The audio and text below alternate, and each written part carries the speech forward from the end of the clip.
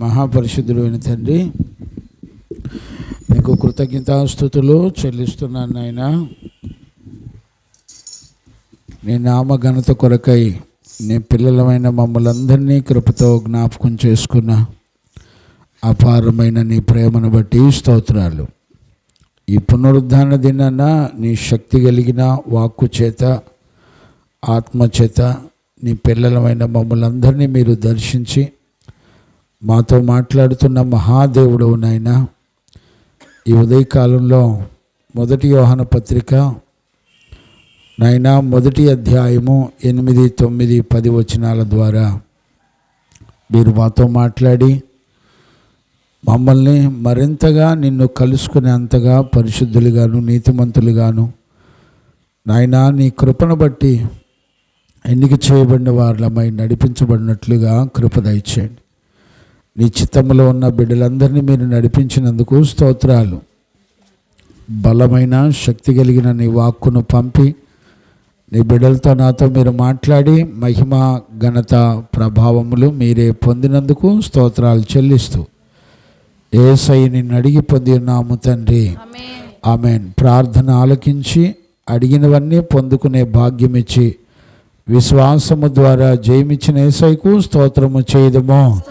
స్తోత్రం స్తోత్రం స్తోత్రం స్తోత్రం స్తోత్రం. తండ్రి కుమార పరిశుద్ధాత్మ దేవునికి స్తోత్రము చేయదము. స్తోత్రం స్తోత్రం స్తోత్రం స్తోత్రం స్తోత్రం. ఆమేన్.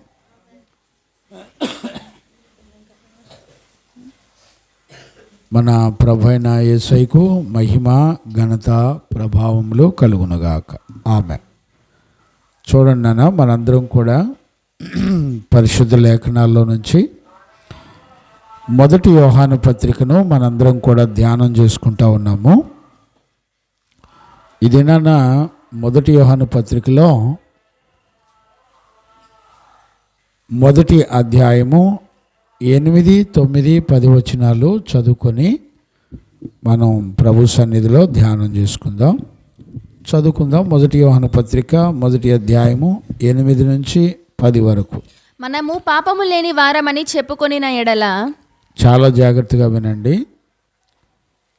మనము పాపము లేని వారమని చెప్పుకొనిన ఎడల మనలను మనమే మోసపుచ్చుకుందుము, మనలను మనమే మోసపుచ్చుకుందుము, మరియు మనలో సత్యం ఉండదు, మనలో సత్యం అనేది ఉండదు. మన పాపములను మనము ఒప్పుకొనిన ఎడల, మన పాపములను మనము ఒప్పుకొనిన ఎడల ఆయన నమ్మదగిన వాడును, ఆయన నమ్మదగిన వాడును, నీతిమంతుడును గనుక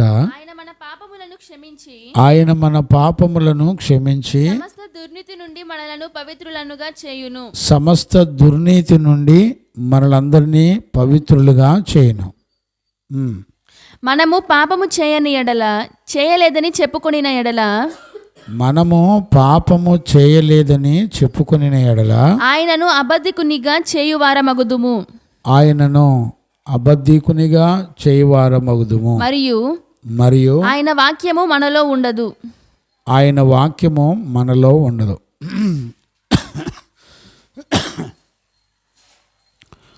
1వ అధ్యాయంలో 7 వచనాల వరకు మనము దేవునితో సహవాసం కలిగిన వారమై ఉండాలని దేవుడు తన ప్రజలతో మాట్లాడడాన్ని మనం చూడొచ్చు. ఒక పాపి దేవునితో సహవాసం చేయటం అనేది ఇది అసాధ్యమైనటువంటి విషయం. ఎందుకంటే పాపము ఎప్పుడూ కూడా దేవుని సన్నిధిలో నిలబడే సామర్థ్యం ఉండదు. వెలుగుకి చీకటికి సంబంధాలు ఉండవు. ఈరోజు అతి శ్రేష్టమైన ఉపదేశం అండి. ఈ రోజున ప్రపంచంలో ఎలాంటి భక్తి కలిగిన వారినైనా పట్టుకోగలిగినటువంటి సామర్థ్యం కలిగిన వాక్యాలు 8, 9, 10 వచనాలు. అంటే ఎంత భక్తిపరుడైనా దొరకక మానడు. అంటే ఎంత భక్తిపరునైనా అతనిలో ఉన్న లోపాన్ని గుర్తించగలిగినటువంటి లేఖన భాగాలు ఈ యొక్క 8, 9, 10 వచనాలు. ఇది ఈరోజు మందిరంలో ఉండి వాక్యం ఉంటున్న పిల్లలు ధన్యులు. నేను ఈ ఉదయకాలంలో ధ్యానం చేస్తున్నప్పుడు నాకు నేనే భయపడిపోతూ బ్రతకవలసి వచ్చింది. నాకు నేనుగా నన్ను నేను పరీక్షించుకున్నప్పుడు మొదట నేనే ఎంతగానో దిద్దబడాలని నాకు అర్థమైంది. గుండెలు పగిలేంతగా ఏడవాలని అనిపించింది. కానీ చాలా ప్రసవ వేదన పడ్డాను నేను. ఎందుకు అంతగా ప్రసవ వేదన పడాలి అని అంటే, వాక్యపు వెలుగులో దేవునికి దగ్గరయ్యే కొలది మన రహస్యాలన్నీ కూడా బట్టబయలు చేయబడతాయి. మనం మన పాపముల చేత చచ్చిన వారమై ఉన్నప్పుడు సైతము దేవుడు తనతో సహవాసం చేయడానికి దేవుడు మనిషిని పిలుస్తున్నాడు.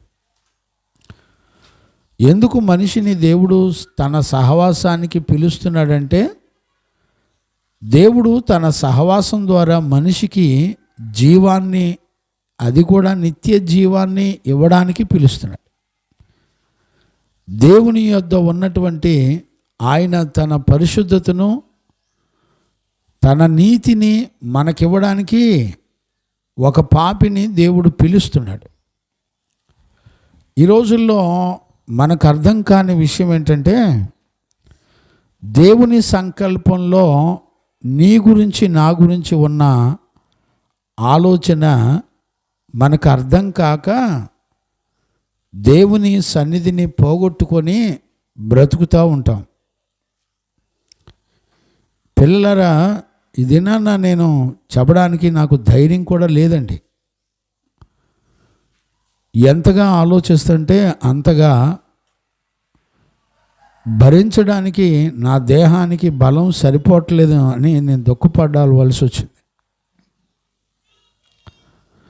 ఇంతవరకు దేవుని సంగతులు మనకు అర్థం కాకుండా మోసగించేది ఏంటో తెలిసిన మనలో ఉన్న పాపమే. ఈ పాపం ఎలాగుంటుందో ఈ యోహాను పత్రికలో చక్కగా రెడ్ హ్యాండెడ్గా మనల్ని పట్టుకోగలిగినటువంటి శక్తి కలిగిన వాక్కులండి. అందుకనే మొదటి యోహాను పత్రిక గురించి మనం అవుట్స్కట్స్ విషయాలన్నీ కూడా 5 అధ్యాయాల్లో ఉన్న విషయాలన్నీ కూడా కొన్ని క్లుప్తంగా నేర్చుకున్నప్పుడు, ఆయన వెలుగు అంటే వెలుగు, చీకటి అంటే చీకటి. అంటే మనము వెలుగు సంబంధులమైన అవ్వాలి, లేకపోతే చీకటి సంబంధులమైన అవ్వాలి. ఈ రెండిట్లో ఏదో ఒకటి ఖచ్చితంగా మనం కలిగి ఉంటాం. ఈరోజు నేను ధ్యానం చేస్తున్నప్పుడు నాకు అర్థమైంది, మన నీతే ఒక మురికి గుడ్డ ఎలాగ ఉంటుందో ముందర నా బ్రతుకు నాకు అర్థమైంది.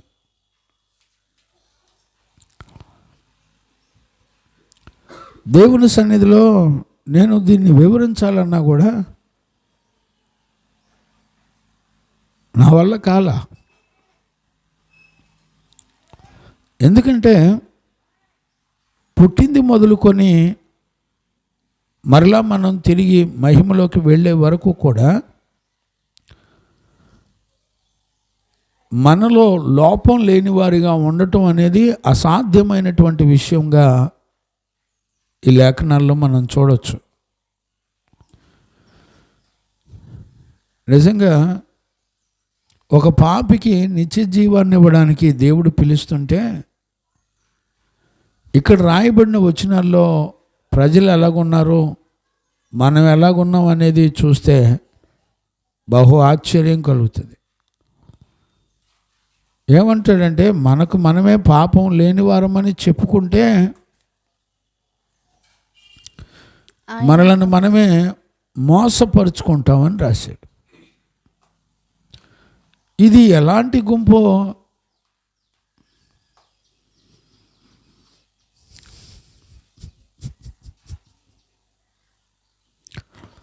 నా మనసుకు అర్థం కాలే. ఎన్నోసార్లు చదువుతున్నాను, చెబుతున్నాను.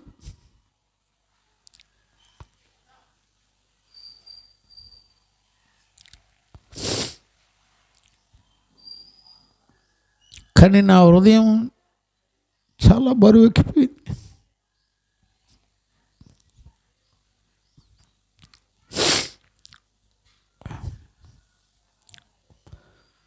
నేను వివరించలేనయ్యా.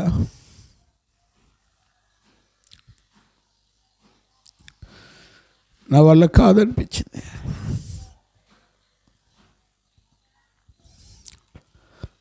ఒక్కొక్క వచనాన్ని ధ్యానం చేస్తున్నప్పుడు ఆశ్చర్యమైన దేవుని సంగతులు బయలుపరచబడతా ఉన్నప్పుడు నేను సహించడం చాలా కష్టం వేసింది. ఎందుకు దేవుడు ఇంత సూటిగా మాట్లాడుతున్నా కూడా మనిషి యొక్క జీవితానికి ఎందుకు అర్థం కావట్లేదు? నాకు చాలా ఆశ్చర్యం వేసింది.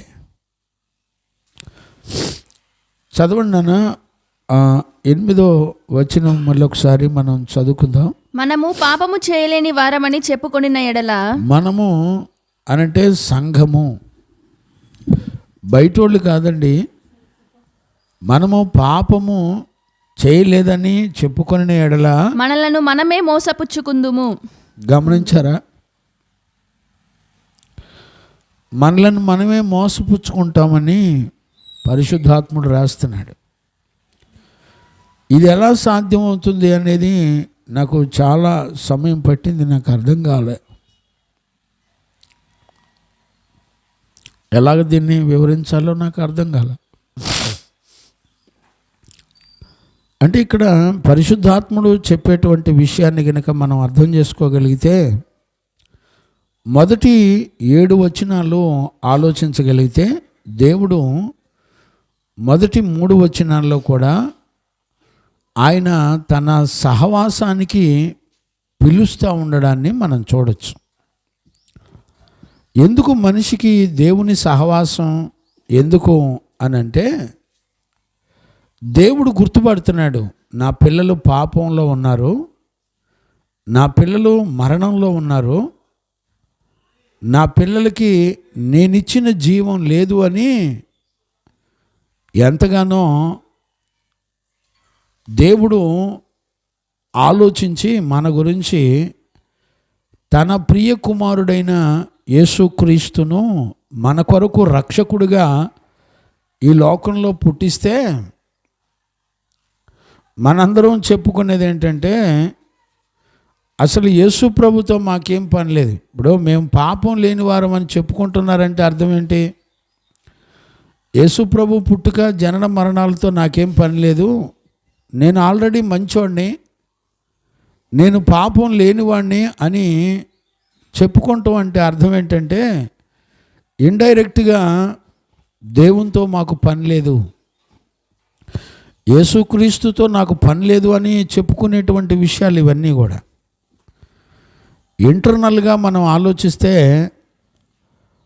మనము వాక్యం అనే అర్థంలో చూస్తున్నప్పుడు మనకు మనమే దేవుని అబద్ధీకునిగా చేస్తున్నాం. అంటే అర్థం ఏంటి? దేవుడు మన పాపములు క్షమించలేనివాడు, ఆయన క్షమించడం ఆయన వల్ల కాదు అని, ఆయనతో నాకేం పని లేదు అన్నట్టుగా ఈ రోజున సంఘాల పరిస్థితి ఉన్నట్టుగా మనం చూడొచ్చు. మొదటి వచనం నుండి 3 వచనాల వరకు, అలాగే 4 నుండి 7 వచనాల వరకు కూడా ఆయన తన సహవాసానికి పిలుస్తున్నట్లుగా మనం చూడొచ్చు. ఆ మాట 7వ వచనంలో కూడా మనం చూడొచ్చు. ఆయన వెలుగులోనున్న ప్రకారము మనము వెలుగులో నడిచిన ఎడల మనము అన్యోన్య సహవాసము గలవారమై యుందుము. చూడండి, అన్యోన్య సహవాసము. ఇప్పుడు ఈ దేవునితో ఒక మనిషికి సహవాసం ఎందుకు అనంటే, దేవుని ఆలోచనలో చూస్తే, నాయనా మీరు పాపంలో ఉన్నారు, మీరు బలహీనతలో ఉన్నారు, మీరు శాపంలో ఉన్నారు, కనుక మీ కొరకు నేను ఒక రక్షకుణ్ణి నేను పంపిస్తున్నాను. ఆయన ద్వారా మాత్రమే అంగీకరించబడతారు మీరందరూ. ఆయన లేకుండా ఎవ్వరూ కూడా అంగీకరించబడలేరు అనేటువంటి సత్యాన్ని మనం చూడవచ్చు. గమనించారండి? ఈ రోజుల్లో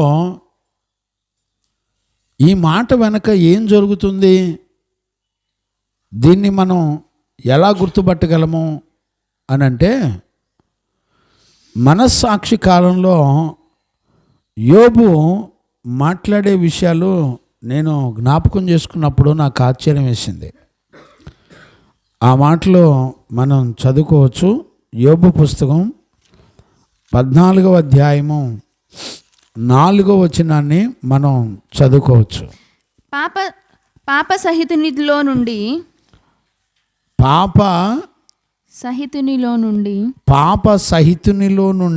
పాపరహితుడు పుట్టగలిగిన ఎంత మేలు, అలాగున ఎవడును పుట్టనేరడు. ఇప్పుడు చూడండి, అలాగున ఎవడును పుట్టలేడు.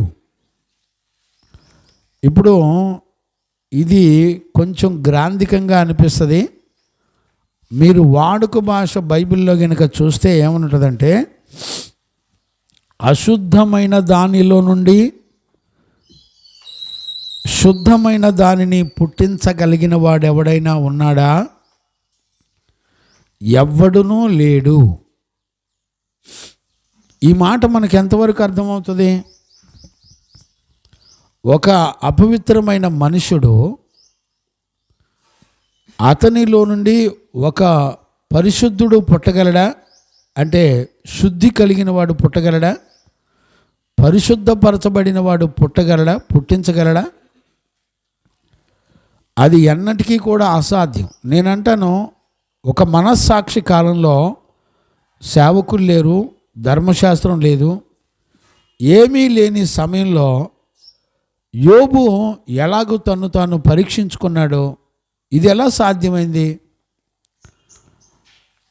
మనిషి గురించి పరిశుద్ధ జీవ గ్రంథంలో చూసినప్పుడు, తమ పాపముల చేత వారు చచ్చిన వారై ఉండగా క్రీస్తుతో కూడా వారిని బ్రతికించెను అని రాయబడింది. అంటే వితౌట్ జీసస్ నీకు జీవము లేదు అనే విషయాన్ని మనం చూడవచ్చు. పాపం వలన, ఆజ్ఞాతిక్రమం వలన మృతమైన దానిలో నుండి ఒక పరిశుద్ధమైన దానిని పుట్టించగలిగిన వాడు ఎవడైనా ఉన్నాడా ఈ లోకంలో? అందుకనే దేవుడు తన కుమారుని పంపాడు ఈ లోకానికి. నాయనా, మీరు అశుద్ధమైన దానిలో ఉన్నారు, మీరు పరిశుద్ధమైన దానిని మీరు కనలేరు, మీరు పుట్టించలేరు. ఇది ఎవరికి సాధ్యము అనంటే, ఆయన ప్రియ కుమారుడైన యేసుక్రీస్తుకు మాత్రమే సాధ్యం. ఆయన ప్రియ కుమారుని యొద్ద ఆయన యొద్దకు వస్తే, ఆయన జీవానికి సంబంధించిన వాటన్నిటినీ కూడా నీకు ఇవ్వడానికి దేవుడు తన సహవాసానికి పిలిచాడు. ఈ రోజున దేవుని యొక్క సహవాసంలో ఏం నేర్చుకుంటున్నారంటే, పండగలో, క్రిస్మస్లో, గుడ్ ఫ్రైడేలో, ఈస్టర్లో లైటింగ్లు, స్టార్లు, ఎచ్చులు, మేకప్లు, పట్టు చీరలు అండి. నీ మేకప్ వేసుకుందే నువ్వు గుడికి వెళ్ళలేవు. ఇక యవ్వన ఆడపిల్లలైతే ఇంకా మనం ఏం చెప్పక్కర్లా, జీన్ ప్యాంట్లు, జీన్ షర్ట్లే, టీ షర్ట్లేనండి. ఏమండి, నిన్ను దేవుని యొక్క సహవాసానికి పిలిచిన దేవుడు ఇలాంటివన్నీ చేయడానికా? ఏమండి, తప్పు దిద్దుకుంటే ధన్యుడు అన్నాడు, కానీ గర్వించి నేను ఇంతే చేస్తానని వాడిని ఏమంటారు? ఇప్పుడు సంఘములో ఉన్న వాళ్ళంతా ఏమంటున్నారు తెలిసిన, మనము పాపము లేని వారమని చెప్పుకునే ఒక బ్యాచ్ని దేవుడు చూపిస్తున్నాడు. మీరు గమనించారు ఎప్పుడన్నా? ఇప్పుడు వాళ్ళు ఏమంటారంటే మేము పాపం లేని వారం, తమ మనసులో మేము పరిశుద్ధులము అని తమ్మును తామే అనుకుంటూ ఉంటారంట. అలాంటి వాళ్ళని ఎలా గుర్తుపట్టాలో కూడా చూద్దాం. పరిశుద్ధ లేఖనాల్లో మనం చూస్తూ వెళ్ళే కొద్దిగా మనకు అర్థమవుతూ ఉంటుంది. ఇప్పుడు చాలామందిని ప్రజల్లో చాలామందిని మీరు గమనించండి. అయ్యా మనం అందరం పాపులం అని అంటే ఏమంటారు చెప్పండి? అయ్యో చిన్నప్పటి నుంచి నాకు అసలు ఏ పాపం తెలియదండి అంటారు. విన్నారా ఎప్పుడన్నా? ఇప్పుడు ఇంట్లో పెద్దవాళ్ళని అడగండి, ఎవరినన్నా ముదిరిపోయిన టెంకిల్ని అడగండి, ఏమంటారు? అయ్యో చిన్నప్పటి నుంచి నాకు అసలు ఏ పాపం తెలియదు, నేను ఎవరినో తెలిసినా. ఇప్పుడు దేవుడు ఏమంటాడంటే, దేవుడు నిన్నెందుకు సహవాసానికి పిలిచాడో నువ్వెన్నడూ కూడా గుర్తుపట్టే పరిస్థితులు లేవు. అంటే నా ఉద్దేశం ఏంటంటే, అసలు క్రీస్తును దేవుడు ఎందుకు పంపాడు అన్నది కూడా ఏ మనుషుడు గుర్తుపట్టే పరిస్థితులు లేడు. ఆయన ఎందుకు వచ్చాడు ఈ లోకానికి? నీ చేత పుట్టినరోజులు, కేకులు, ఈ చెత్త పనులన్నీ చేయడానికి వచ్చాడా ఆయన? మనిషిలో పాపాన్ని తీసివేయడానికి వచ్చాడు. ఆయన తన సహవాసం ద్వారా నీకు జీవాన్ని ఇవ్వడానికి వచ్చాడు. ఏమండి, నువ్వు ఎక్కడికి వెళ్ళి కూర్చొని వాక్యం విని ఎదుగుతున్నావు? నీకెవడు బుద్ధి జ్ఞానం ఎవడు చెప్తాడు నీకు? పరిశుద్ధ లేఖనాలు ఏమని చెప్తున్నాయని తెలిసిన? చివరికి నీవు దేవుణ్ణే అబద్ధీకునిగా చేసేవాడిగా అయ్యావు. అర్థమవుదండి. ఆ మాటకు అర్థం కూడా తెలియదండి. ఏం మాట్లాడతాం చెప్పండి? ఇప్పుడు మనస్సాక్షి కాలంలో యోబు అంటాడు, అశుద్ధమైనది అపవిత్రమైన దానిలో నుండి శుద్ధమైనది ఎవడైనా పుట్టించగలడా? అలాంటి వాడు ఎవడైనా ఉన్నాడా? ఇంకో మాట కూడా చదవన్నానా? అక్కడే యోబు పుస్తకం 15వ అధ్యాయం 14వ వచనం చదువునానా? శుద్ధుడగుటకు నరుడు ఏ పాటి వాడు? ఏమండి, మనస్సాక్షి కాలంలో వాక్యం లేదు. ఎబెనెజర్ వాడొక పనికి మాలినోడాడు. వాడు నీ నరాలు తీసి నీ కిడ్నీలు అమ్ముతున్నాడు.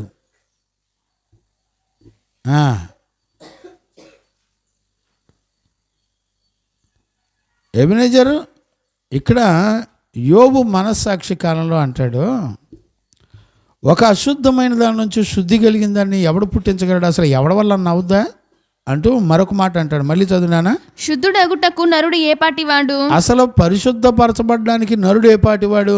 నిర్దోషుడగుటకు స్త్రీకి పుట్టినవాడు ఏ పాటివాడు? అసలు స్త్రీకి పుట్టినవాడు ఏ పాటివాడు? అసలు ఇప్పుడు ఆలోచించండి. ఒక మనుషుడు నేను దేవునితో సహవాసం చేస్తున్నాను, నేను మందిరానికి వెళ్తున్నాను, కానుకలు ఇస్తున్నాను, నేను ఆయనతో సహవాసం చేస్తున్నాను కాబట్టి నేను పరిశుద్ధుణ్ణి అనుకుంటాడంట. కానీ మనస్సాక్షి కాలంలో యోబు ఏమంటున్నాడు? అసలు స్త్రీకి పుట్టినటువంటి నరుడు వాడు ఎలాంటి పరిశుద్ధుడు? వాడు తన్ను తాను పరిశుద్ధపరచుకొనగలడా? వాడు పరిశుద్ధుడు ఎట్టవుతాడు? ఏమండి, మనస్సాక్షి కాలంలో యోబు తన మనస్సాక్షి ద్వారా దేవుని సంగతులు కనుగొని ప్రతిదినము తన పాపముల నిమిత్తమై పశ్చాత్తాపడుతూ ఆయన తన పాపములే కాకుండా తన పిల్లలు, తన భార్య, పిల్లలు, కుటుంబం అంతా కూడా అనుదినము పరిశుద్ధపరచుకుంటున్నాడంట. ఏమండి, జీవగ్రంథంలో దేవుడు రాయించినటువంటి సంగతులను గుర్తుపట్టగలిగిన వాళ్ళు ఉంటారండి. అనుదినము పరిశుద్ధపరచుకున్నాడంట. అనుదినము దేవుని యందు భయభక్తులు కలిగిన వాడిగా ఉంటున్నాడంట. ఎందుకని? నన్ను నేను శుద్ధునిగా చేసుకోలేను.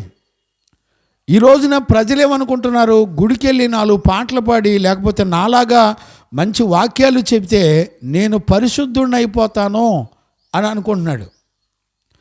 ఈరోజు ఉదయకాలంలో నేను ధ్యానం చేస్తున్నప్పుడు నాకెంతో భయం కలిగింది. అసలు ముందల నన్ను నేను పరీక్షించుకోవడం మొదలు పెడితే నా వల్ల కాలేదండి. నేను భరించుకోవడం నా వల్ల కాల.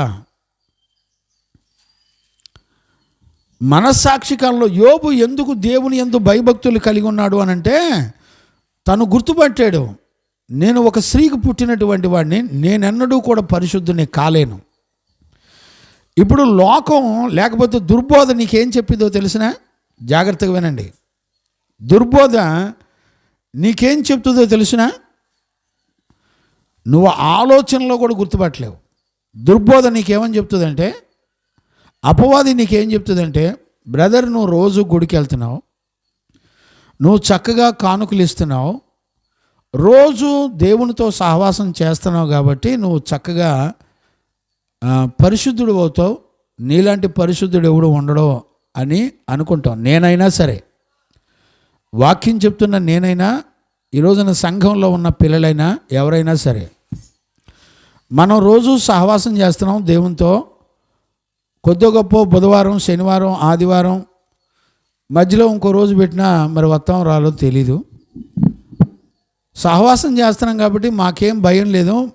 దినదినము అంటే సంవత్సరాలు గడిచే కొద్దిగా మేము పరిశుద్ధులం అయిపోతాము అని అనుకుంటారండి. ఇదే లోకం అంటే,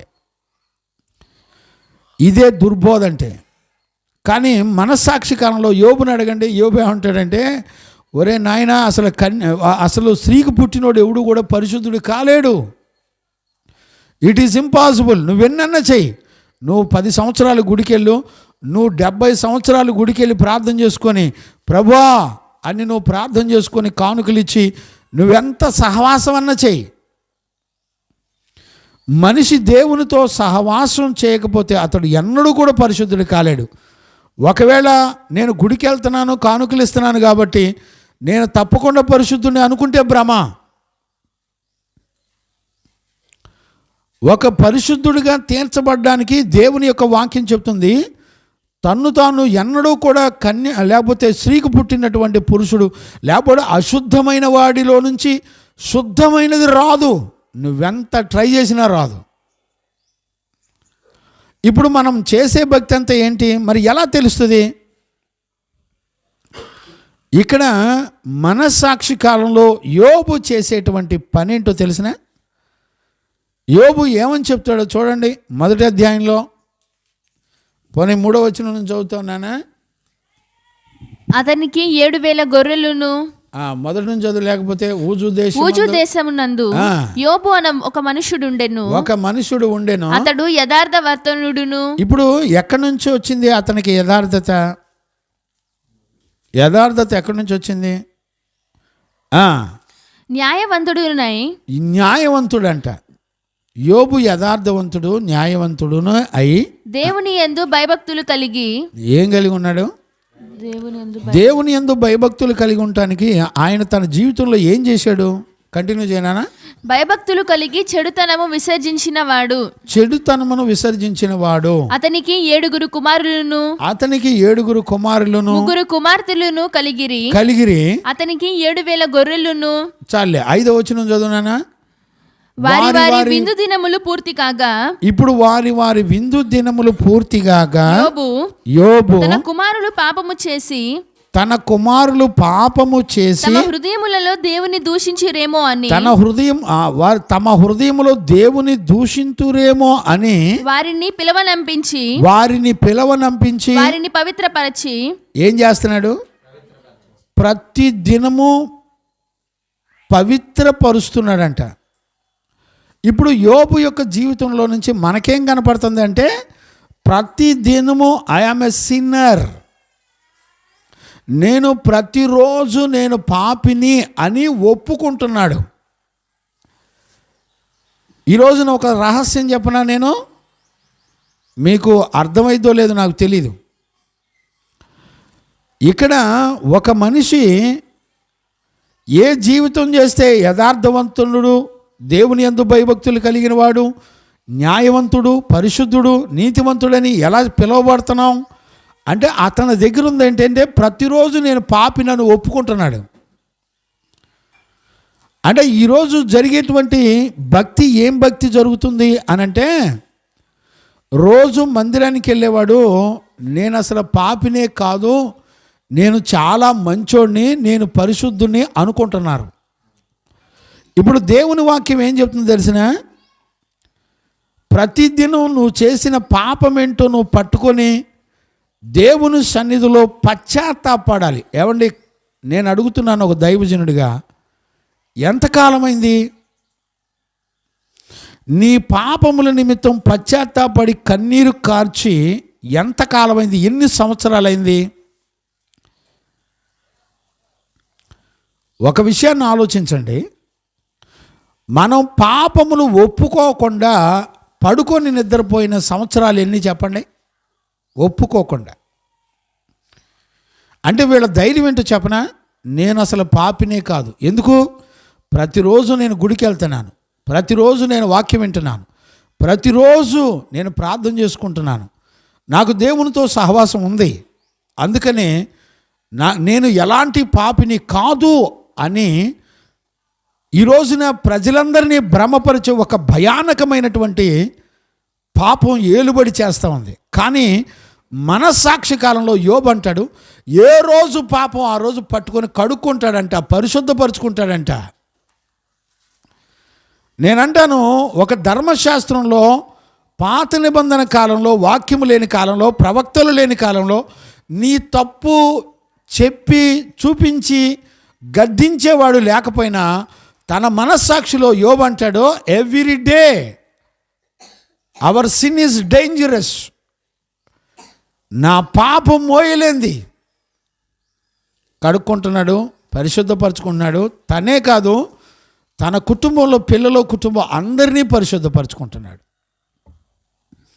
యోబుకి ఇది ఎలా సాధ్యమైంది అని అంటే, యోబు నేను ఎన్నడూ శుద్ధుణ్ణి కాలేనని, తను స్త్రీకి పుట్టినటువంటి సంతానం ఎన్నడూ కూడా శుద్ధుడు కాలేడని, వితౌట్ జీసస్, యేసుక్రీస్తు లేకుండా నేను శుద్ధుణ్ణి కాలేనని తను తాను ప్రతి దినము తనకున్న ప్రతి పాపాన్ని బట్టి పశ్చాత్తాపడి దుఃఖపడి ఒప్పుకుంటున్నాడు. నేను ఒక రహస్యం చెప్పనా అండి, మీరు గుర్తుపడతారో లేదో నాకు తెలియదు. అనుదినము గుడికెళ్ళి కానుకలు ఇచ్చి ప్రార్థనకి వెళ్తున్నాం కాబట్టి శుద్ధులు, మనం పరిశుద్ధులు అని చెప్పుకుంటున్నాం కదా. ఇది నెంబర్ 1 సిన్. మరి ఒరిజినల్ ఏంటి?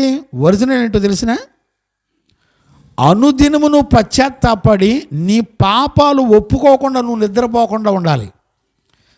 నీ పాపం ఈ రోజంతా నువ్వు చేసిన పాపమంతా ఒప్పుకోకుండా, నువ్వు యేసు రక్తంలో ఆయన నన్ను కడిగి పవిత్రపరుస్తాడని నువ్వు ఒప్పుకోకుండా నువ్వు నిద్రపోతావే, నువ్వే నెంబర్ 1 మోసగాడివి. వాక్యం చెబుతున్న నేనైనా సరే, వాక్యం వింటున్న మీరైనా సరే, నేను వాక్యం చెప్తున్నాను కదా, నాకేం 4 కొమ్ములు లేవు. ఈరోజు నా దేవుని ఎదుట నా మైండ్ ఏం పని చేయలేదండి. నా వల్ల కాల నేను ఎలా బోధించగలుగుతానయ్యా? ఏ రోజు కీడు ఆ రోజు నేను కడగబడకుండా, నా చూపు కడగబడకుండా, నా మాటలు కడగబడకుండా, నా ప్రవర్తన కడగబడకుండా, నా పాపాలు నేను ఒప్పుకోకుండా ఆయన కనికరం చేత ప్రశాంతంగా పడుకోగలుగుతున్నాను. మంచిదే. కానీ నీ పాపములు ఒప్పుకొని దినాన యు ఆర్ ఎ సిన్నర్. నేనే పాపం లేనివాడిని నువ్వు దినాలు గడిపేస్తున్నావు చూసావా? ఒప్పుకుని కడగబడి, నేను ఒప్పుకున్నప్పుడు దేవుడు నమ్మదగినవాడు, ఆయన మన పాపములు కడిగి పవిత్రపరుస్తాడు అని గనుక ప్రతి దినము నీ దోషాన్ని ఒప్పుకోగలిగితే, నువ్వు పట్టుకోగలిగితే, దైవ చిత్తానుసారమైన దుఃఖము రక్షణార్థమైన మారు మనసును కలగజేస్తుంది. ఒక విషయం చెప్పనా, ప్రతిదినము నువ్వు దేవునికి దగ్గర అయ్యేటప్పుడు నీకున్న మచ్చ, డాగు, ప్రతి కళంకం దేవుని ఎదుట దొరికిపోతూ ఉంటుంది. ఆయన ఎదుట మన రహస్య పాపాలన్నీ కూడా బట్టబయలు చేయబడతాయని పరిశుద్ధ లేఖనాలు చెప్తున్నాయి. అంటే ఒక వ్యక్తి దేవునికి దగ్గర అయ్యే కొలది ప్రతి మచ్చ డాగు గురించి దినదినము పశ్చాత్తాపంతో గడుపుతాడండి. ఒక నీతిమంతుడు, ఒక దైవజనుడు, లేకపోతే ఒక విశ్వాసి అనుదినం పశ్చాత్తాపంతో గడుపుతాడు. తన పాపాలు ఒప్పుకోకుండా నిద్రపోలేడు. అలాంటి వాడే ఆయన రక్తంలో కడగబడేటువంటి పిల్లలు. అలాంటి వాడే యేసు రక్తంలో కడగబడేటువంటి బిడ్డలు.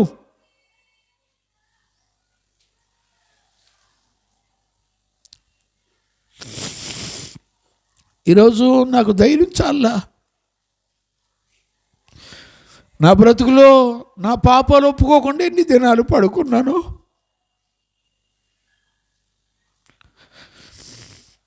నా బిడ్డలకి చెప్పడం కంటే, ప్రభువా నేనే దోషిని,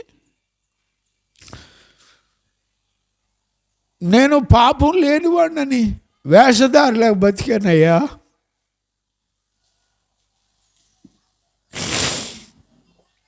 నన్ను క్షమించమని ధ్యానం చేస్తున్నప్పుడే నా వల్ల కాల, భరించుకోవడం నా వల్ల కాల.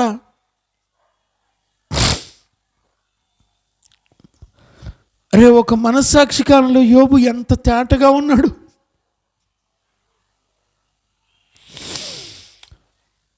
ఒక స్త్రీకి పుట్టినవాడు ఎన్నడూ కూడా పరిశుద్ధుడు కాలేడని ఎలా తెలుసుకున్నాడు? తన పరిశుద్ధతను ఎలా చూసుకున్నాడో తెలిసిన, ప్రతిదినం తన పాపాలు ఒప్పుకొని ప్రతిదినం ఆయన రక్తంలో కడగబడే జీవితాన్ని కలిగి ఉన్నాడండి.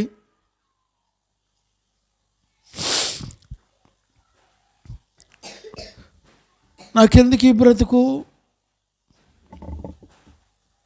నేను కొనసాగించలేకపోయానని నా దినాలు ఎన్నో జ్ఞాపకం చేసుకొని పశ్చాత్తాపడ్డాను.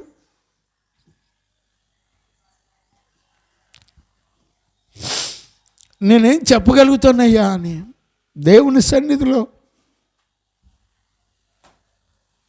నా వల్ల కాల. ఎవరు పాపం లేని వాళ్ళని చెప్పుకుంటారు అని అంటే, ప్రతిదినము పాపాలు ఒప్పుకోకుండా దినాలను గడిపేస్తూ, నేను ప్రార్థనకి వెళ్ళి వచ్చాను, నేను కానుకలు ఇచ్చాను, నేను బాగానే ఉన్నాను, నేను మంచోడిని అని ఆలోచించేవాళ్లే అతి ప్రమాదంలో ఉన్నారు. బిడ్డలారా, ఈ పునరుద్ధరణ దినాన దేవుని యొక్క వాక్యపు వెలుగులో నుండి ప్రభు దర్శిస్తూ ఉంటే నేను ఎలా వివరించాలో కూడా నా దేహానికి అర్థం కాల.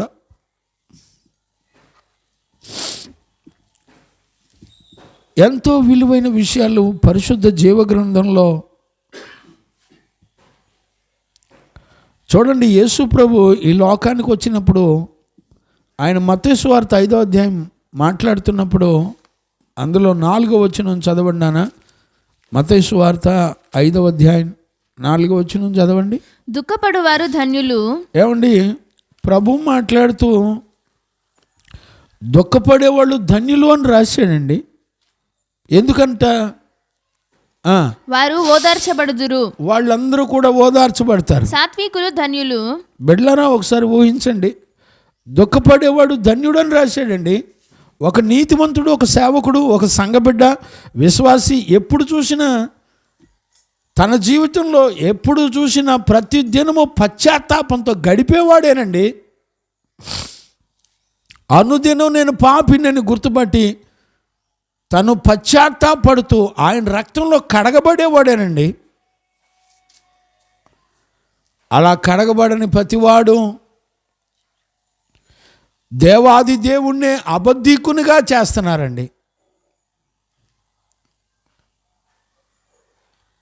ఆయన అంటాడు, దుఃఖపడేవాళ్ళు ధన్యులయ్యా, వాళ్ళు ఓదార్చబడతారు. ఓదార్పు అంటే ఏంటి? ఇప్పుడు దేవుని సన్నిధిలో నువ్వు ఒంటరిగా వెళ్ళి తలుపేసుకొని కూర్చొని మోకరించి ఆయన సన్నిధిలో నువ్వు పశ్చాత్తాపడి కన్నీరు కారిస్తే నీ పాప శాపాన్ని ఆయన భరించి నీకొక ఓదార్పునిస్తాడు. ప్రతి దినము ఒక స్త్రీకి పుట్టినటువంటి మనుషుడు అనుదినము పశ్చాత్తాపడాలండి. ఆ జీవితంలో పశ్చాత్తాపం లేని దినాలన్నీ గుర్తొచ్చినాయి.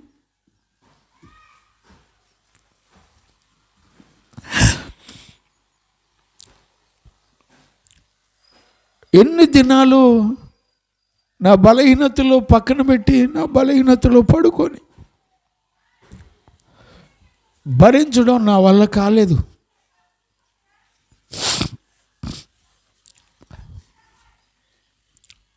దుఃఖపడువారు ధన్యులంట, దేవుడు ఓదారుస్తాడట.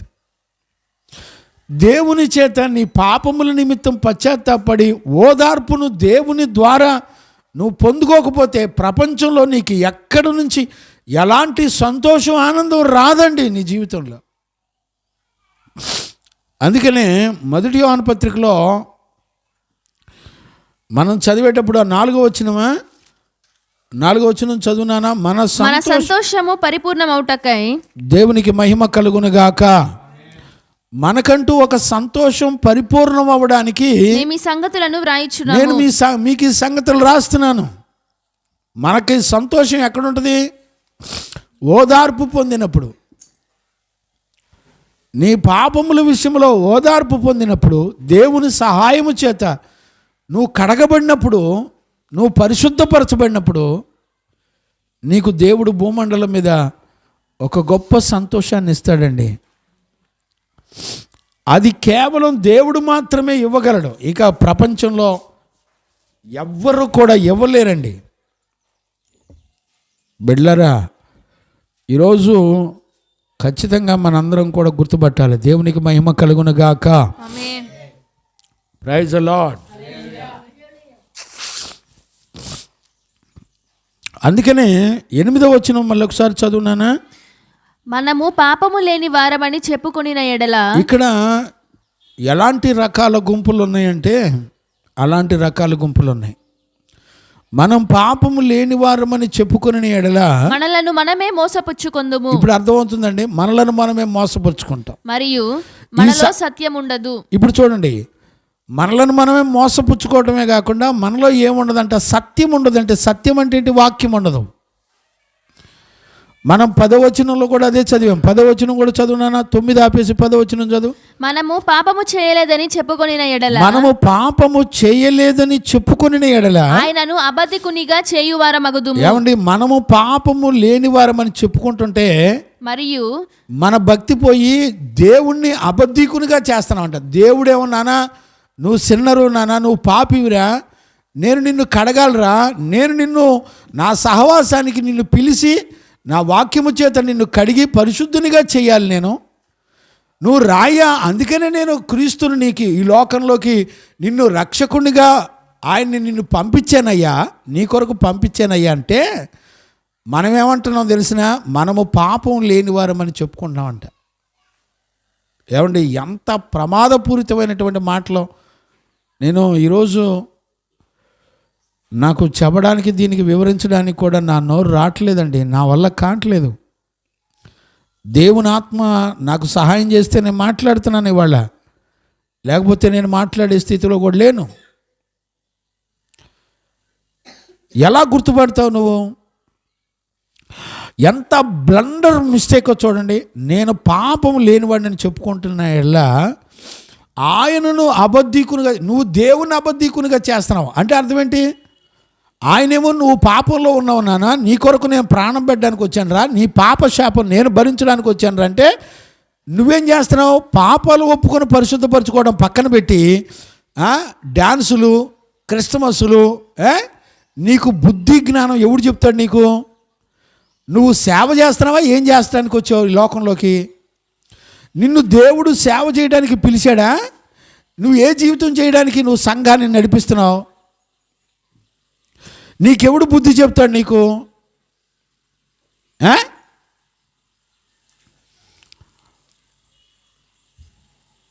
ఏం చెయ్యాలండి? ఏం మాటలు ఇవి?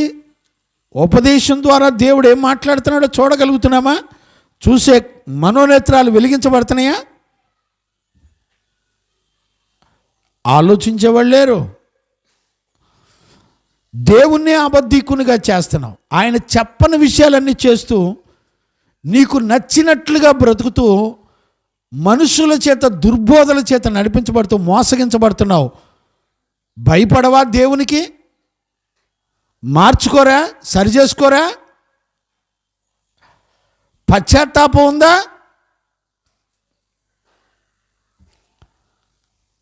నీ పిల్లలకి నువ్వు మాదిరి చూపిస్తున్నావా? పశ్చాత్తాపడుతూ ప్రతిరోజు యోబు కడుక్కుంటున్నాడండి, పరిశుద్ధపరుచుకుంటున్నాడు. తన పిల్లలైనా దేవునికి విరోధంగా ఎక్కడ బ్రతుకుతారని గడగడ వణుకుతూ పశ్చాత్తాపడుతున్నారు.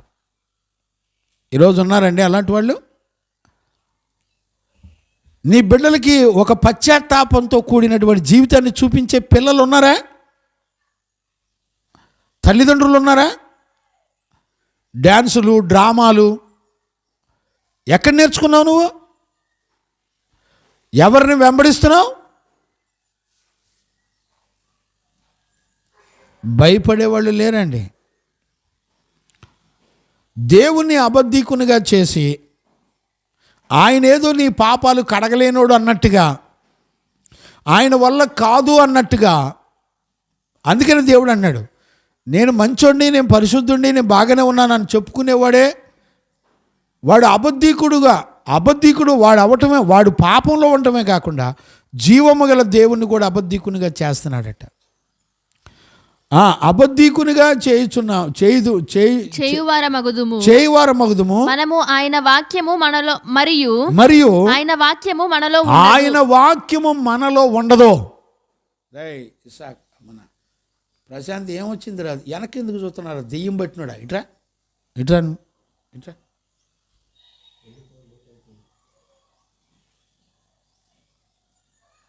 ఆడి కోసం ఉపవాసం ఉండి ప్రార్థన చేయండి అబ్బాయి. వాళ్ళు ఉన్న దెయ్యాలన్నీ వస్తున్నాయి. శస్త్రాన్ని నేను రోజు భరించలేక. చిన్న పిల్లల్లో పనిచేసే దెయ్యాలు మామూలు దెయ్యాలు కాదండి. చుట్టుపక్కల వాళ్ళందరూ ప్రేమ వలకబోతున్నారు మా పిల్లలిద్దరు ఇంకా చూసి. వామ్మో పిల్లలేంటి ఆ వజాన్ని హింసించబడుతున్నారా అంటున్నారండి. మేమంటే ఇక్కడ హింసిస్తున్నామంట. పిల్లలకు పట్టే దెయ్యాలేంటో తెలియదు మీకు. మీరు వచ్చి కూర్చోండి, తెలుసుద్ది. ఒక బిడ్డను సరిగా పెంచితే తెలుసుద్ది నీకు. వాక్యం తెలిసి పెంచు, తెలిసిద్ది నీకు.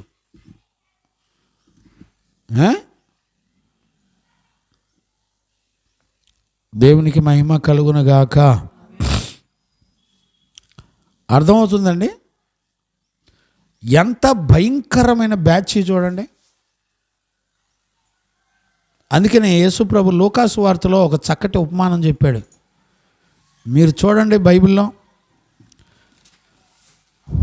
లూకాసు వార్త 18వ అధ్యాయం మొదటి నుంచి చదవండి, లేకపోతే 9వ వచనం నుంచి చదువునానా. తామే నీతిమంతులమని, ఇప్పుడు జాగ్రత్తగా అర్థం చేసుకోండి. తామే నీతిమంతులమని తమ్మును నమ్ముకొని ఇతరులను తృణీకరించు కొందరితో ఆయన ఈ ఉపమానము చెప్పెను. ఇప్పుడు జాగ్రత్తగా అర్థం చేసుకోండి. తామే నీతిమంతులమని తమ్మును తామే నమ్ముకున్న బ్యాచ్ అంటే వీళ్ళెవరో తెలిసినా, ఎలాగుంటారో తెలిసినా చూడండి, కంటిన్యూ చేయండి. ప్రభు ఏం చెప్తున్నాడు? ప్రార్థన చేయుటకై ఇద్దరు మనుషులు దేవాలయంలోనికి వెళ్ళారు. వారిలో ఒకడు పరిసయ్యుడు, ఒకడు సుంకరి. పరిసయ్యుడు నిలబడి దేవా నేను చోరులను అన్యాయస్తులను వ్యభిచారులునైనా ఇతర మనుషుల వలనైనను ఈ సుంకరి వలనైనను ఉండనందుకు నీకు కృతజ్ఞతాస్తుతులు చెల్లించున్నాను. వారానికి నేను 2 మార్లు ఉపవాసం చేస్తున్నాను. నా సంపాదన అంతటిలో 10వ వంతు చెల్లించుచున్నానని తనలో తాను ప్రార్థించుచుండెను. అయితే సుంకరి దూరముగా నిలబడి ఆకాశము వైపు కన్నులెత్తుటకైనను ధైర్యము చాలక రొమ్ము కొట్టుకొనుచు దేవా పాపినైన నన్ను కరుణించుమని పలికెను. అతని కంటే ఇతడు నీతిమంతుడిగా తీర్చబడి తన ఇంటికి వెళ్ళనని మీతో చెప్పుచున్నాను. గమనించారా? ఇక్కడ మనం ఏం చూస్తున్నాం? దేవుడు ఏం చెప్తున్నాడు?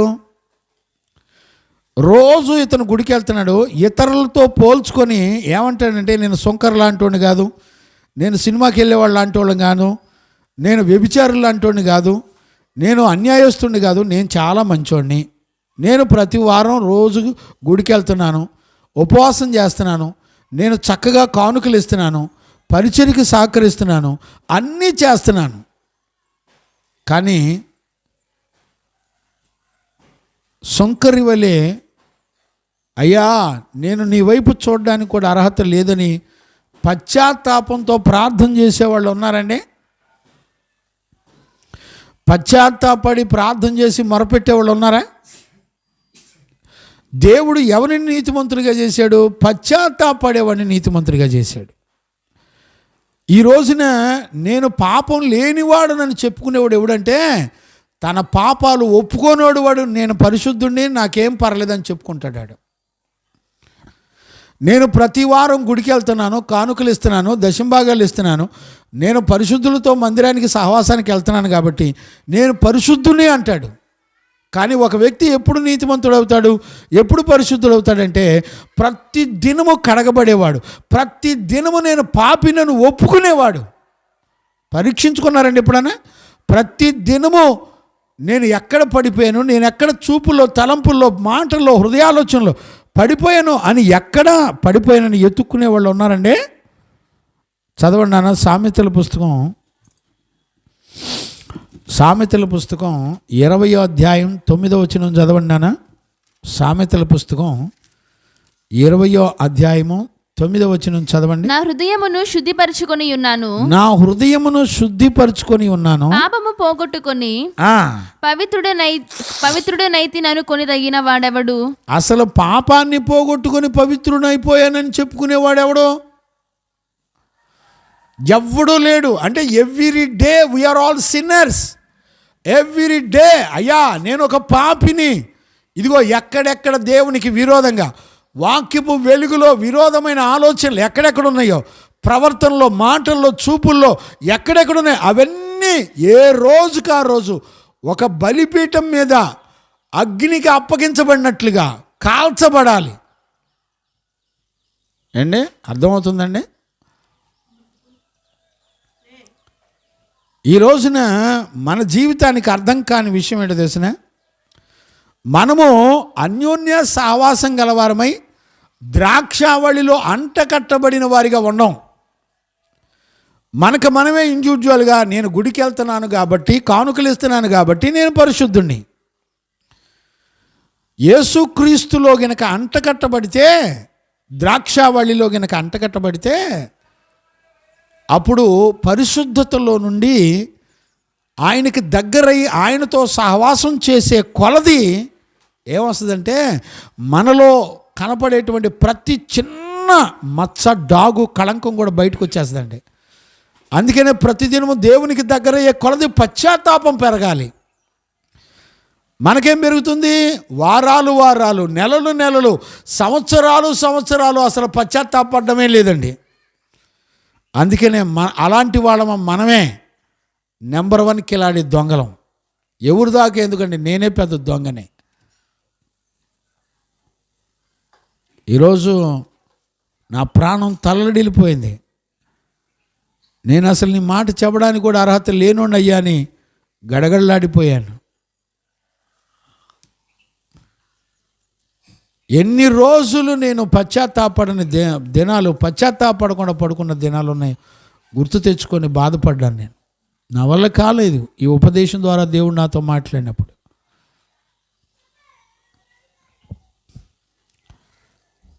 ఇప్పుడు ఎవరు పాపం లేనివారని చెప్పుకునేది?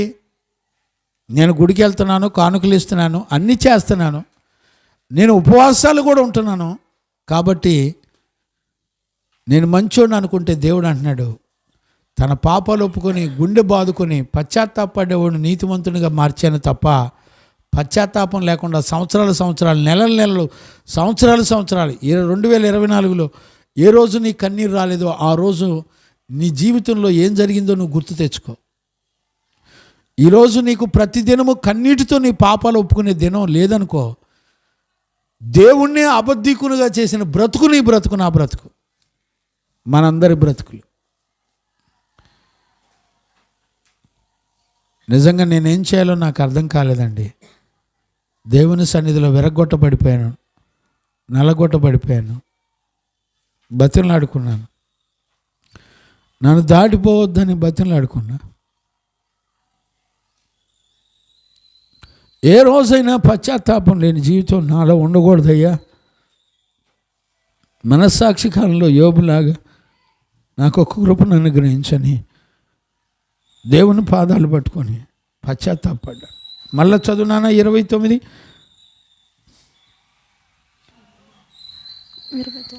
అధ్యాయం 9వ వచనం, సామెతల పుస్తకం. నా హృదయమును శుద్ధిపరచుకొని ఉన్నాను. చూడండి, నా హృదయాన్ని శుద్ధిపరచుకున్నాను, పాపం పోగొట్టుకొని పవిత్రుడనైతిని అనుకొనదగిన వాడెవడు? నేను పవిత్రునైపోయాను అనుకున్నవాడు ఎవడు? అసలు సొలొమోను జ్ఞానికి దేవుడు ఎంత చక్కటి మాట బయలుపరిచాడండి. అటంటోడు ఎవడున్నాడు అసలు? ఒకసారి ఊహించండి. హృదయాన్ని శుద్ధిపరచుకునేటువంటి జీవితం ఎక్కడి నుంచి వస్తుంది చెప్పండి? దేవునికి మహిమ కలుగునుగాక. Praise the lord. హల్లెలూయా. హల్లెలూయా. హల్లెలూయా. చదవండి నాన్న, యోహాను సువార్త 8:46 చదవండి నాన్న. 8:40. నా యందు పాపం ఉన్నదని మీలో ఎవడు స్థాపించును? ఆయన్నే అబద్ధీకునిగా చేసేస్తున్నాం. దేవుడు అంటాడు, నాలో పాపం ఉందని మీరు ఎవరు స్థాపించగలుగుతారు? నేను సత్యము చెప్పుచున్న ఎడల మీరెందుకు నన్ను నమ్మరు? నేను సత్యమును గురించి మాట్లాడుతున్నప్పుడు మీరెందుకు నన్ను నమ్మరు?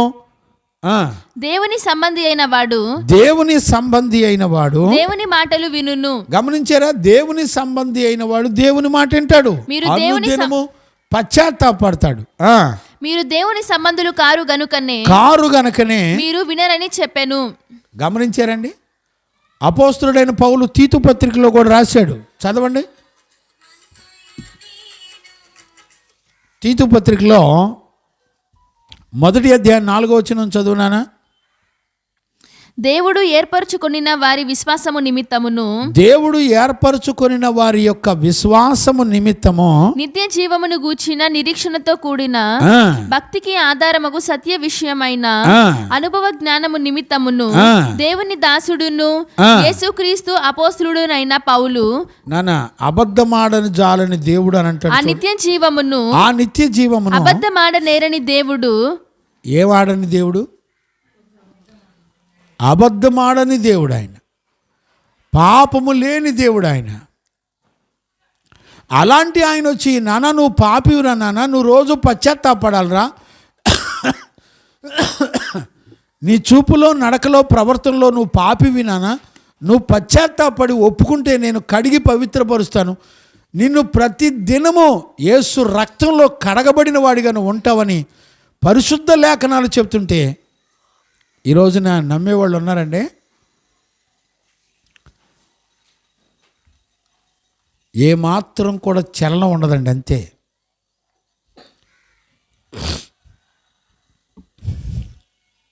ఆయన అబద్ధమాడజాలని దేవుడు ఆయన. ఇక్కడే 1 యోహాను పత్రికలో 5వ అధ్యాయం 10వ వచనం కూడా చూడండి నాన్న. 1 యోహాను పత్రిక, దేవుని కుమారుని యందు విశ్వాసముంచువాడు. ఇక్కడ చాలా జాగ్రత్తగా అర్థం చేసుకోండి. దేవుని కుమారుని యందు విశ్వాసం ఉంచేటువంటి వాడు తనలోనే ఈ సాక్ష్యము కలిగి ఉన్నాడు. దేవుని నమ్మని వాడు ఆయన తన కుమారుని గూర్చి ఇచ్చిన సాక్ష్యము నమ్మలేదు గనుక.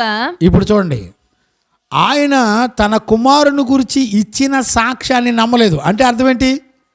తన కుమారుని ఈ లోకానికి దేవుడు ఎందుకు పంపించాడు? నీ పాపాన్ని, ప్రతిదినము నీ పాపాన్ని ఆయన రక్తంలో కడగడానికి ఆయన్ని ఈ లోకంలో పరిశుద్ధుడిగా పంపించాడు. ఆయన పాపము లేని దేవుడు మన పాపమునకు శాపముగా మార్చబడ్డానికి ఆయన ఈ లోకానికి వచ్చాడు. నువ్వేం చేస్తున్నావు? ఆయన వచ్చాడని చెప్పి డ్యాన్సులు, పండగలు, గుడ్ ఫ్రైడేలు, ఈస్టర్లు, క్రిస్టమస్లు ఎక్కడ నేర్చుకున్నారండి మీరు? ఇప్పుడు నువ్వేం నమ్మలేదు తెలిసినా, నువ్వు పశ్చాత్తాపడతలేదంటే నువ్వు ఆయన వచ్చిన ఉద్దేశాన్ని నమ్మలా. ఆయన వచ్చిన ఉద్దేశం ఏంటి? నువ్వు పాపివి, అనుదినం నీ పాపాన్ని యేసు రక్తంలో కడుక్కోమని ఆయన రక్తం నిన్ను అన్ని పాపముల నుండి పవిత్రునిగా చేయునని రాయబడింది. చదవండి, 9వ వచనం చదవండి. 1 యోహాను పత్రిక 1వ అధ్యాయం 9వ వచనం చదువునానా? 8, 10 చదివే కదా, 9వ వచనం చదువు. మన పాపములను మనము ఒప్పుకొనిన ఎడల, మన పాపములు మనము ఒప్పుకొనిన ఎడల ఆయన నమ్మదగిన వాడును. ఏమండి, పాపములు ఒప్పుకున్నప్పుడు ఆయన నమ్మదగిన వాడును, నీతిమంతుడును కనుక ఆయన మన పాపములను క్షమించి సమస్త దుర్నీతి నుండి మనలను పవిత్రులనుగా చేయును. ఏ నీతి అంట? దుర్నీతి అంటే దుష్టుడు నీతి నుండి, సమస్త పాపాలన్నిటి నుండి కడిగి నిన్ను పవిత్రపరు. ఏమంటే అన్నీ కడుగుతానన్నాడా? కొన్ని కడుగుతానన్నాడా? దేవుడు నిన్ను కడిగితే ఇక నీ చూపులో పాపం నిలబడదండి. అనుదినము కడగబడాలి. నీ చూపు కడగబడాలి, నీ మాట కడగబడాలి, నీ హృదయం కడగబడాలి, నీ అంతరంగం కడుక్కోవాలి.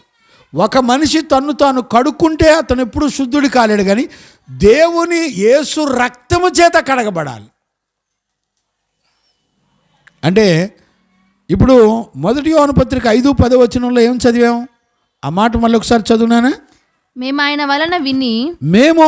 వలన విని మీకు ప్రకటించు వర్తమానమేమనగా. 1 యోహాను పత్రిక 5:10.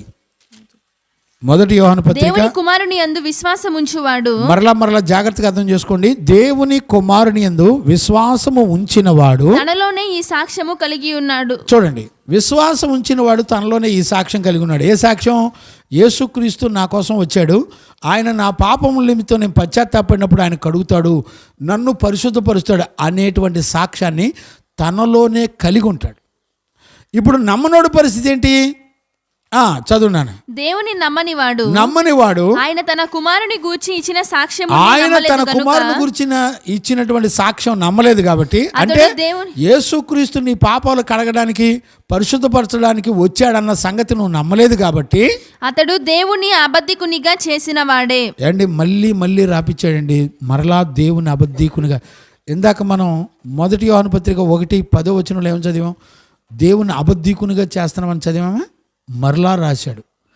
2 సార్లు సాక్ష్యం పలికాడంటే అది ఖచ్చితంగా రుజువు చేయబడింది. ఇద్దరు సాక్ష్యం అంగీకరించబడుతుంది. ఈ రోజున మనం ఎంత దేవుని అబద్ధికునిగా చేస్తున్నామంటే, దేవుడితో నాకు పని లేదు, నేను కడగబడక్కర్లేదు అంటే, ఏ రోజు నువ్వు పాపం ఒప్పుకోకపోతే, ఆ రోజు నువ్వు కడగబడలేకపోతే, ఆ రోజు నువ్వు దేవుడిని అబద్ధికునిగా చేసినట్టు లెక్క. చూసారండి, నీ గర్వం ఏంటో నీకు తెలియటిలా? వాక్యానికి భిన్నమైన నీ ఆశలు, నీ కోరికలు, నీ వెండి, నీ బంగారు, నీ ఎచ్చులు, నీ సోకులు, నీ అందం నీకు తెలియటిలా? భయం లేదా నీకు? దేవుడు చూస్తున్నాడని భయం లేదా? నీ హృదయాన్ని నువ్వు కడుక్కోవటం నేర్చుకోమాక. యేసయ్య మాత్రమే కడగలిగినవాడు, యేసయ్య మాత్రమే కడిగి పరిశుద్ధపరచగలిగినవాడు. దేవుని ఎదుటికి వెళ్ళి గుండెలు పగిలే విధంగా తలుపులు వేసుకొని కూర్చొని మోకరించి, అయ్యా నేను ఘోరమైన పాపినయ్యా, నా చూపు మంచిది కాదయ్యా, ఏ రోజు నువ్వు కడగబడలేదో, ఏ రోజు నువ్వు పశ్చాత్తాపడలేదో, నీకు తెలియకుండానే దేవుని అబద్ధికునిగా చేస్తున్నావు, నీకు తెలియకుండానే నేను పాపిని కాదు, నేను పరిశుద్ధుడిని నీకు నువ్వు విర్రవీగుతున్నావు. జాగ్రత్త. ఎలాంటి ప్రమాదంలో మనం ఉంటున్నామో కూడా అర్థం చేసుకోలేని భయంకరమైన పరిస్థితుల్లో మనం ఉంటున్నాం. ఈరోజు ఈ పునరుద్ధాన దినాన ఒక తండ్రిగా మిమ్మల్ని అందరినీ పాదాలు పట్టుకొని బతిలాడుతున్నాను. ఒకవేళ మనం గనుక మనకు మనమే శుద్ధి చేసుకొని మోసపరుచుకుంటే, ఒక పాపిని ఒక అపవిత్రతలో నుండి పరిశుద్ధత ఎన్నడూ కూడా రాదని మనస్సాక్షి కాలంలో యోబు చెప్తున్నప్పుడు, ఈరోజు నేను గుడికి వెళ్తున్నాను కాబట్టి మంచోన్నాను అనుకుంటే అది భ్రమే. ఈరోజైనా ఈ ఉపదేశం ద్వారా ఈ సంవత్సరం ఎండింగ్లో పరిశుద్ధాత్ముడు మనతో మాట్లాడుతున్నాడు. ఈరోజు నువ్వేం చేసావో పశ్చాత్తాపడిన రోజున నేను పరిశుద్ధుడని నిన్ను నువ్వు మోసపరుచుకుంటున్నావు, నీ జీవము గల దేవుని అబద్ధీకునిగా చేస్తున్నావు. ఆయన వచ్చిన ఉద్దేశాన్ని నువ్వు నమ్మలేదు కనుక నీకు నువ్వే పాపిగా తీర్చబడి నిన్ను నువ్వే మోసం చేసుకొని ఆరిన అగ్నికి వెళుతున్నావు. ఈరోజైనా గుర్తుపట్టగలుగుతావా? ఈరోజైనా ఈ సంవత్సరం ఎండింగ్లో దేవుడు మనల్ని దర్శించి మాట్లాడుతున్నాడు. ప్రార్థన చేస్తావా? మోకరించండి, ప్రార్థన చేసుకుందాం. మోకరించండి, ప్రార్థన చేసుకుందాం. స్తోత్రం, స్తోత్రం, స్తోత్రం, స్తోత్రం, స్తోత్రం, స్తోత్రం. మహాపరిశుద్ధుడైన తండ్రి, ఈ పునరుద్ధాన దినాన నాతో నా బిడ్డలతో ఎంతో తేటగా మాట్లాడుతూ వచ్చావయ్యా. ఏమిచ్చి నీ రుణం తీర్చుకుంటానయ్యా. ఎన్నో దినాలు, సంవత్సరాలు నాయనా మా పాపం మేము ఒప్పుకోకుండా అనేక పర్యాయాలు ఆ పరిసయుడు వలె మేము మందిరంలో సహవాసానికి వెళ్తున్నాం కదా, మేము ఉపవాసాలు ఉంటున్నాం కదా, మేము దేవుని స్తుతిస్తున్నాం కదా అనుకొని మేము పశ్చాత్తాపడకుండా, కడగబడకుండా ఎన్నో వారాలు, నెలలు, దినాలు మా బ్రతుకులో గడిచిపోయినాయి ప్రభా. ఈ 2024 అంతా కూడా ఎన్నో దినాలు మమ్మల్ని మేమే మోసపరుచుకున్నాం ప్రభా. నీ వాక్యపు వెలుగులో నుంచి మాతో మాట్లాడు, మమ్మల్ని అందరినీ దర్శించావు, నన్ను నా బిడ్డల్ని దర్శించావు. ఈరోజు నీ దయను, కనికరమును, కృపను మాపై కుమ్మరించావు. మా పితరులు పరిశుద్ధుల ద్వారా, నీతిమంతుల ద్వారా నాయనా నీ వాక్యపు వెలుగులో నుంచి నీ సత్యము ద్వారా మమ్మల్ని దర్శించి మాతో మాట్లాడుతూ వచ్చావు. మనస్సాక్షి కాలంలో యోబు ఎందుకు నీతిమంతుడు, ఎందుకు అనంటే అనుదినం పశ్చాత్తాపడ్డాడు, అనుదినం దేవుని యందు భయభక్తులు కలిగి ఉన్నాడు, అనుదినం మేము పాపులమే అని ఒప్పుకున్నాడు. స్త్రీ గర్భంలో పుట్టినవాడు ఎవడు పరిశుద్ధుడిగా తాను చేసుకోలేడని వాక్యం సెలవిస్తుందయ్యా. నీ వాక్యపు వెలుగులో నుంచి మాతో మాట్లాడుతూ వచ్చావు ప్రభా. పశ్చాత్తాపడని దినం మాలో ఉండకూడదయ్యా. ప్రతి దినము మేము పాపులమే అని నీ సన్నిధిలో ఒప్పుకొని నాయనా మమ్మల్ని మేమే మోసపుచ్చుకోకుండా ప్రభా, మమ్మల్ని మేమే పశ్చాత్తాపడి అనుదినం ఒప్పుకునే ఒక భాగ్యాన్ని మీరు మాకు అనుగ్రహించండి. ప్లీజ్ నాయనా, మమ్మల్ని దాటిపోవద్దు. నన్ను దాటిపోక నాతో మాట్లాడావు, నా బిడ్డలతో మాట్లాడావు నాయన. ఏమిచ్చి నీ రుణం తీర్చుకుంటానయ్యా. కనికరపడమని ప్రార్థిస్తున్నాను, కృపనిమ్మని ప్రార్థిస్తున్నాను. నీ దయను, కనికరమును మరొకసారి విస్తారమైన కృపచేత నా మీద కుమ్మరించి బిడ్డలతో నాతో మీరు మాట్లాడినందుకు కృతజ్ఞతాస్తుతులు చెల్లిస్తూ యేసయ్య నిన్ను అడిగి పొంది ఉన్నాము తండ్రి, ఆమేన్. ప్రార్థన ఆలకించి అడిగినవన్నీ పొందుకునే భాగ్యం ఇచ్చి విశ్వాసము ద్వారా జయమిచ్చి నడిపించిన యేసయ్యకు స్తోత్రము చేయదము. స్తోత్రం, స్తోత్రం, స్తోత్రం, స్తోత్రం. తండ్రి, కుమార, పరిశుద్ధాత్మ దేవునికి స్తోత్రము చేయదము. స్తోత్రం, స్తోత్రం, స్తోత్రం, స్తోత్రం, స్తోత్రం, స్తోత్రం. ఆమేన్. మనందరం లేచి నిలబడి ఒక పాట పాడుతుండగా మరలను మనం